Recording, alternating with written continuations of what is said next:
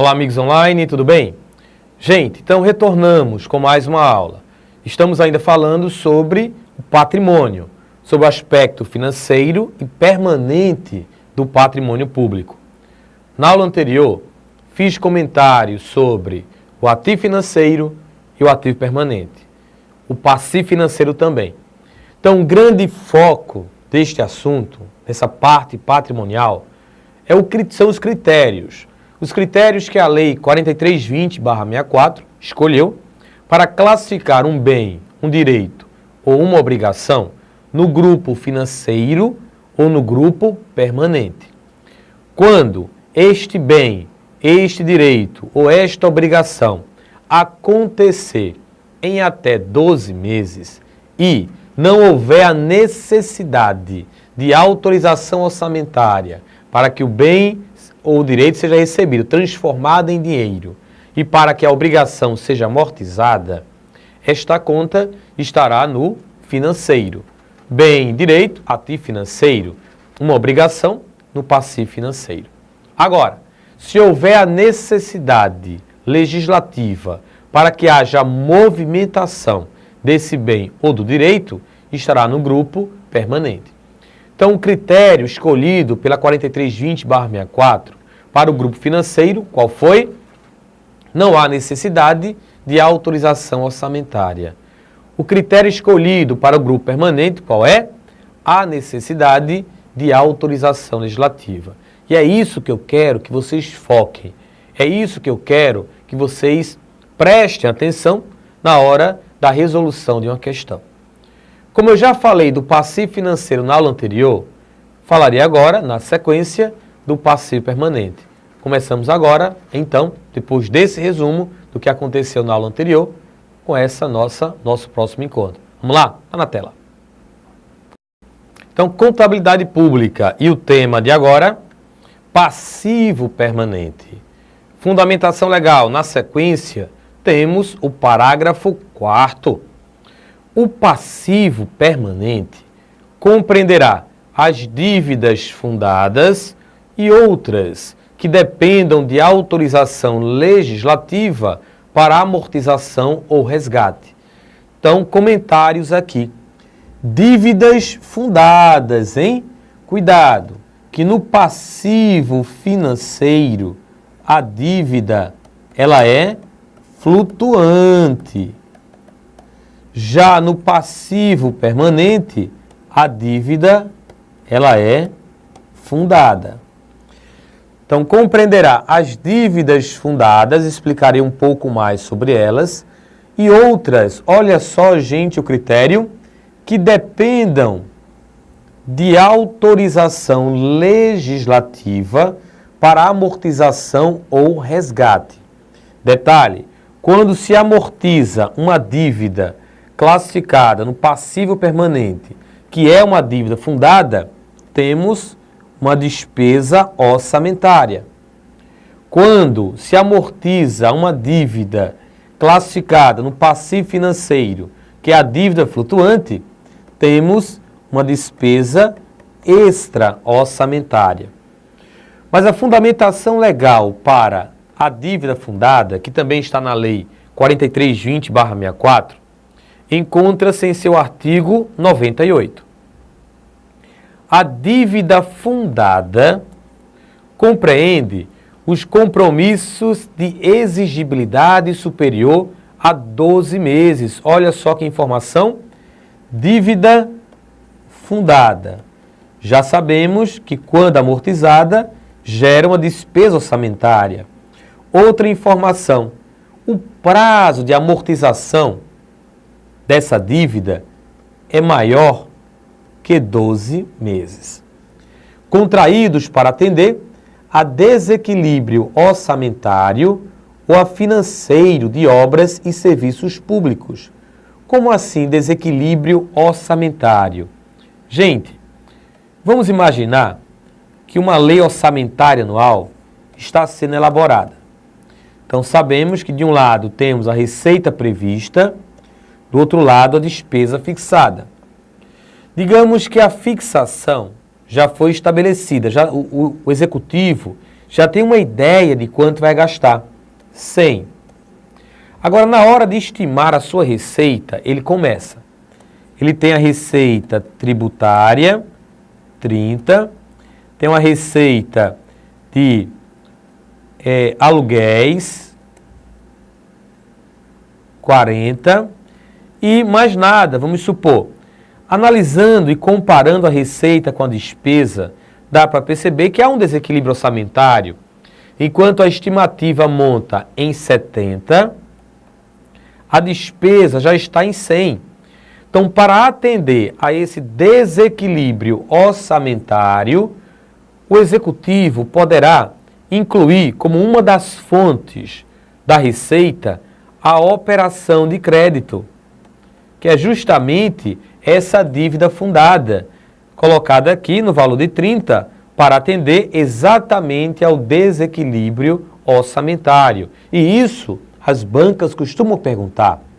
Ou a financeiro de obras e serviços públicos, aqui simplesmente para que haja a realização de uma obra ou de um serviço público, caso o governo não tenha recursos próprios para bancar nem a obra, nem o serviço público. Detalhe, essa dívida fundada, ela poderá ser classificada como operação de crédito interna ou operação de crédito externa. Então, gente, quando falamos em obrigações que compõem um patrimônio, temos o passivo financeiro e temos o passivo permanente, cada um com seus atributos. Mas, quando somamos essas obrigações, que tudo é obrigação, não é? Tanto o passivo financeiro quanto o passivo permanente. O resultado disso aqui é o quê? Então, o somatório das obrigações classificadas no passivo financeiro e no passivo permanente, esse somatório, ele é conceituado, é classificado como passivo real. Portanto, gente, as contas representativas das obrigações compreendem o que denominamos passivo real. Então, o passivo real, ele é obtido através do somatório do passivo financeiro mais o passivo permanente. Então, o que temos até agora? Temos o seguinte, já falei sobre o ativo financeiro e o ativo permanente. E comentei também que o somatório do ativo financeiro mais o ativo permanente dá o ativo real. Acabei de falar que o somatório do passivo financeiro mais o passivo permanente, teremos nesse somatório como resultado o passivo real. Então, o patrimônio, que é o conjunto de bens, direitos e obrigações, ele é composto pelo ativo real e o passivo real. Mas também já deixei bem claro em aulas anteriores que quando pegamos a diferença da parte positiva do patrimônio, que é o ativo real, menos a parte negativa do patrimônio, que agora é o passivo real, essa diferença representa um saldo que ficou do patrimônio. Eu peguei o meu patrimônio e dividi em dois blocos. O bloco positivo, ativo real, o bloco negativo, passivo real. Quando eu apurei a diferença entre esses blocos, o saldo, gente, que encontraremos nesse resultado, o saldo será chamado de, voltem para a tela, de saldo patrimonial.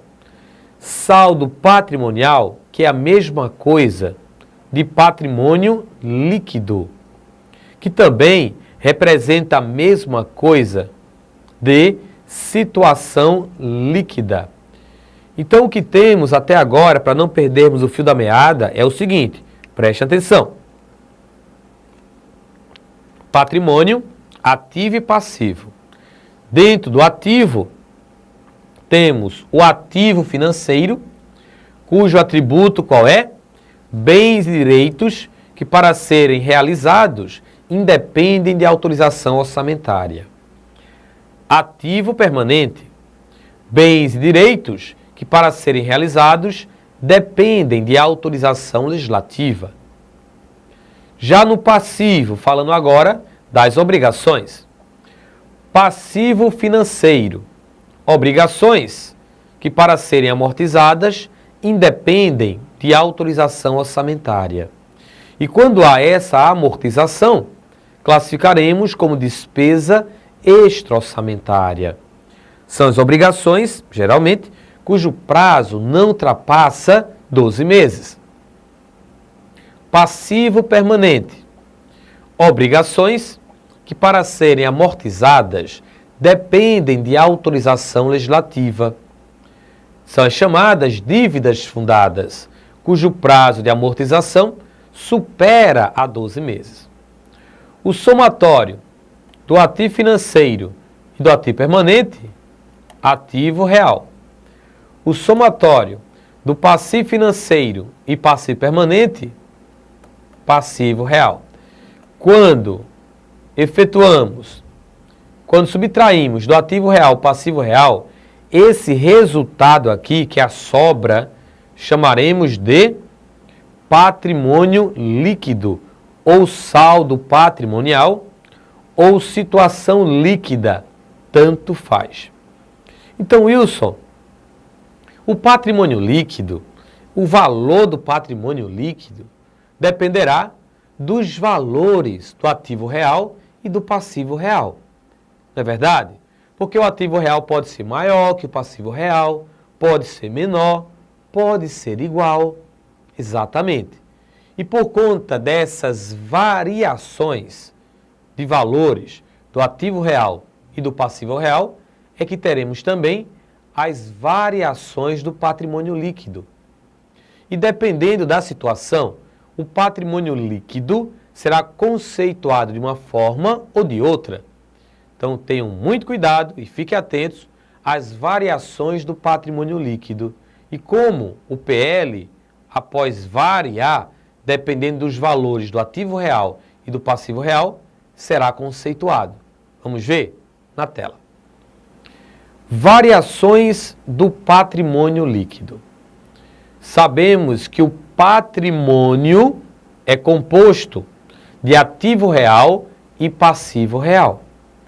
Gente, analisando e comparando o ativo real com o passivo real, isso aqui poderá acontecer. Olha só, o ativo real poderá ser maior que o passivo real, poderá ser menor que o passivo real, ou poderá ser igual ao passivo real. São as variações possíveis. A primeira variação ocorrerá quando o ativo real for maior que o passivo real. Quando estiverem diante dessa situação, ativo real maior que o passivo real, vocês vão encontrar numa questão, ou a banca afirmando, que esse resultado, que esse saldo patrimonial, que esse patrimônio líquido, que essa situação líquida é chamada de ativo real líquido. Então, o ativo real líquido acontece quando o ativo real é maior que o passivo real. Gente, o saldo patrimonial, que é a mesma coisa que patrimônio líquido ou situação líquida, poderá apresentar de três formas distintas.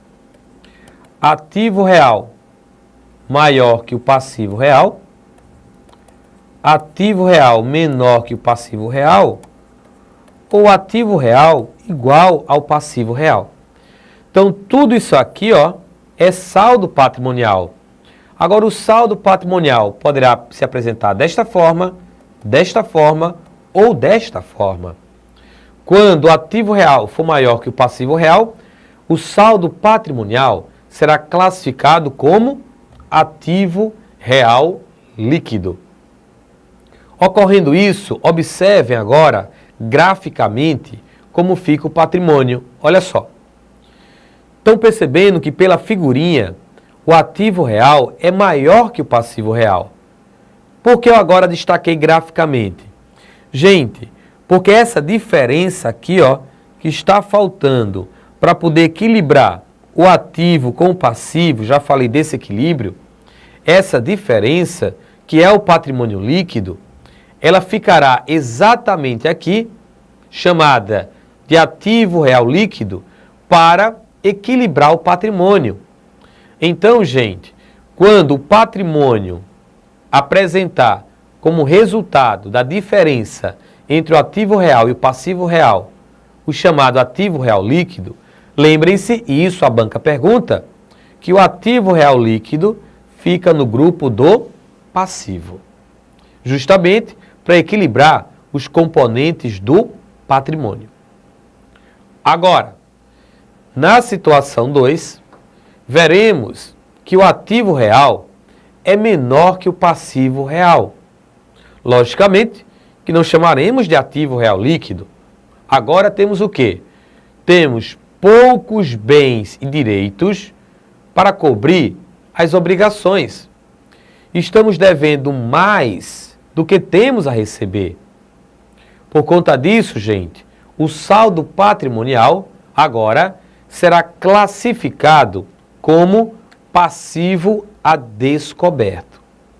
Então, passivo a descoberto acontece quando o ativo real for menor que o passivo real. Graficamente, olha só, estão percebendo que o ativo real agora é bem menor que o passivo real. Esse espaço aqui que está sobrando, para completar, obrigatoriamente será o passivo a descoberto, para que haja igualdade entre esse grande grupo com esse grande grupo. Então lembrem-se, havendo um passivo a descoberto, o passivo a descoberto ficará no lado do ativo. Se tivéssemos um ativo real líquido, ficaria aqui no lado do passivo.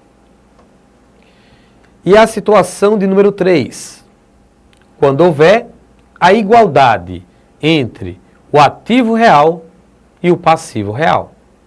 Se o que eu tenho de bens e direitos iguala com o que eu tenho de obrigações a pagar, o resultado dessa diferença será nulo. Então, havendo a igualdade entre o ativo real e o passivo real, o resultado será nulo. O saldo patrimonial será nulo. Não teremos nem ativo a descoberto, nem passivo a descoberto. Ok? E é isso que temos que saber, essa base que temos que saber do patrimônio. Como se comporta o patrimônio, quais os critérios que a Lei 4320/64 escolheu para classificar um bem, um direito ou uma obrigação no grupo financeiro ou no grupo permanente. O que é um ativo real? O que é um passivo real? E como se comporta o patrimônio líquido, que é o saldo patrimonial, diante das variações de valores do ativo real e do passivo real. Ok? Gente, essa base toda que acabei de falar, ela será de fundamental importância para um novo assunto que veremos agora dentro dessa aula. Esse assunto importantíssimo. Cuidado e teremos muita calma na hora de explicar e eu vou mostrar o porquê. Começaremos agora a falar desse novo assunto chamado, vamos lá, variações patrimoniais. Esse é o novo assunto que temos a discutir agora. Variações patrimoniais. Muita gente, quando se depara com esse tema em uma prova, em uma questão, no programa, como é que fica? Quem já estudou sabe que esse é um assunto que pode deixar o candidato de cabelo em pé. Assim mesmo, né? Variações patrimoniais não é mole não. Mas nem se preocupem, porque temos aqui, não é mágica, mas é uma fórmula para entendermos melhor esse tema, variações patrimoniais. E eu começarei, gente, explicando e só mostrando aqui o conceito de variações patrimoniais. Gente, variações patrimoniais. O patrimônio eu acabei de explicar. O que veremos agora é como o patrimônio irá variar. Não confundam com patrimônio líquido. Patrimônio é uma coisa, ativo real e passivo real. Patrimônio líquido é a diferença entre o ativo real menos o passivo real. O que estudaremos aqui serão as variações do patrimônio e não as variações do patrimônio líquido, como eu já expliquei, ativo real líquido, passivo a descoberto ou resultado nulo. Aqui, mais uma vez, vamos conceituar variações patrimoniais. Vamos ver? Voltem para a tela. Conceito é a alteração de valor de qualquer elemento do patrimônio público. E o patrimônio público, ele é composto de ativo financeiro, ativo permanente, passivo financeiro e passivo permanente. Gente, a grande dica para começarmos a entender esse assunto. Eu quero que de agora em diante vocês foquem o grupo permanente para entendermos melhor. Facilitará e muito o entendimento desse assunto, variações patrimoniais. Vamos observar o que acontece com o ativo permanente e com o passivo permanente. E para começarmos a treinar, e isso vai ajudar bastante na explicação, olha o fato que temos aqui. Aquisição de um bem. Compra de um bem, de um veículo, de um bem móvel, imóvel. Quando uma entidade pública adquire um bem, o que é que vai acontecer com o seu patrimônio? Um bem, esse imóvel, digamos assim, um veículo. O veículo é um direito, é uma obrigação ou é um bem? Logicamente que o veículo é um bem, não é? Então, a parte do patrimônio que irá variar é o ativo permanente. Concorda comigo? A aquisição de um bem, como esse bem está no ativo permanente, quem irá sofrer uma variação é o grupo ativo permanente. Mas como é que ele vai variar? Aumentando ou diminuindo? Se a entidade está adquirindo um bem, logicamente que a variação patrimonial que irá acontecer no ativo permanente, essa variação será através de um acréscimo, de uma incorporação. Então, a aquisição de um bem irá provocar uma variação patrimonial no ativo permanente, aumentando o valor do ativo permanente. Mas, Wilson, ao se adquirir um bem no ativo permanente, a entidade tem que pagar, não é? E o dinheiro, o numerário, está no ativo financeiro. Exatamente.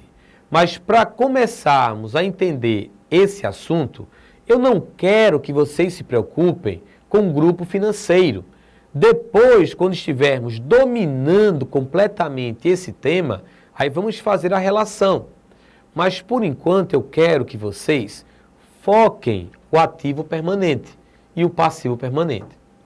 Então, na aquisição de um bem, o que é que vai acontecer? Haverá um aumento no ativo permanente. Entenderam, né? Um outro exemplo agora. Voltem para a tela. Operação de crédito, que é a dívida fundada. O que é que vai acontecer? Quando um ente público, uma entidade, um órgão, contrata uma operação de crédito classificada como dívida fundada. O patrimônio está aqui. Ativo permanente, passivo permanente. Quando eu falo patrimônio, né, gente, somente o que interessa para esse assunto, por enquanto. Qual foi o fato? Operação de crédito. A entidade, ela se endividou, ela contratou uma dívida fundada. A dívida é uma obrigação. Então, não teremos nenhuma variação no ativo permanente. Concordam, né? Já que as obrigações estão no passivo permanente. Isso trabalhando apenas o grupo permanente. Operação de crédito, dívida fundada. Quando este órgão se endividar, o seu passivo permanente vai aumentar ou vai diminuir? Claro que vai aumentar, porque houve a contratação de uma dívida fundada, de uma operação de crédito. E é assim que eu quero que vocês raciocinem. Estão acompanhando, não é? Outro fato. Alienação de bem. Venda de um bem. O órgão vendeu um bem. O patrimônio está aqui.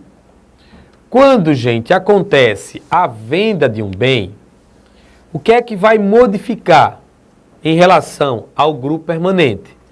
Será que o ativo permanente vai sofrer uma variação? Será que é o passivo permanente que vai sofrer uma variação? Olha, se eu estou vendendo um bem, eu tinha, e agora me desfiz, vendi, alienei. Então, eu não vou ter nada relacionado a uma dívida. Então, nada do passivo permanente vai variar. Agora, pela alienação de um bem, teremos uma baixa no ativo permanente. Então, a variação patrimonial provocada pela alienação de um bem, essa variação, ela vai reduzir o valor do ativo permanente. Ok?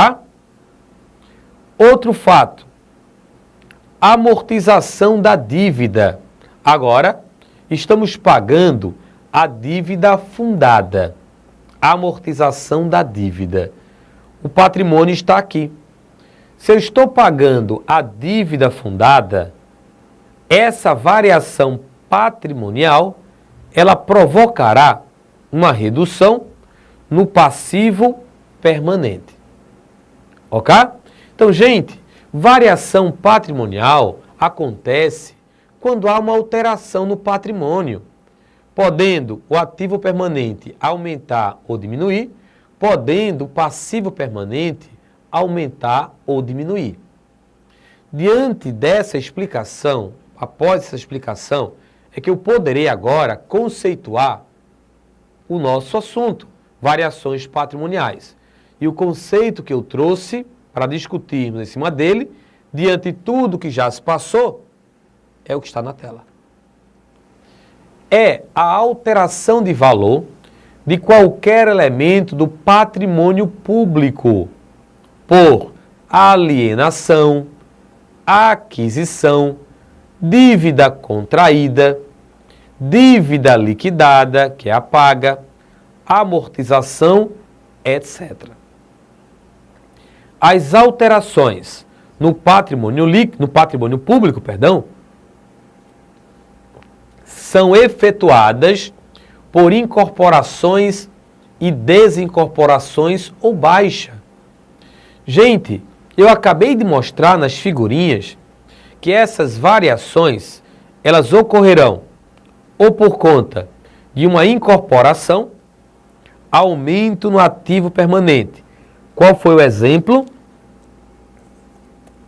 Aquisição